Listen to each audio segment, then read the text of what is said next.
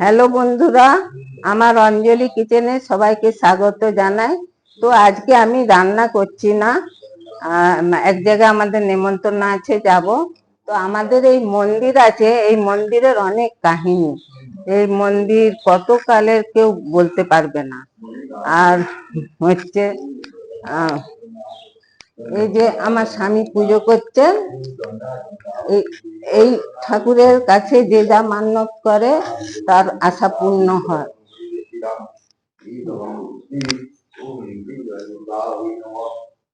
এই যে বিশালাক্ষীর মূর্তি, এই তোমরা তো দেখতেই পাচ্ছ বিশালাক্ষীর মন্দির। এখানে দুর্গা পুজো হয়, 3 দিন ধরে খুব জাঁকজমক করে পুজো হয়। সপ্তমী, অষ্টমী, নবমী। আর নবমীর দিন রাত্রে আমাদের একটা শিবা ভোগ হয়। তো আপনারা আসুন।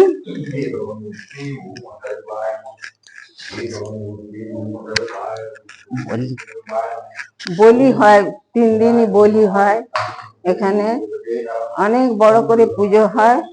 তো আপনারা আসবেন, এসে দেখবেন, দেখলে ভালো লাগবে। এই বলে শেষ করছি। আশা করি সবাই মায়ের ইচ্ছায় ভালো থাকবেন।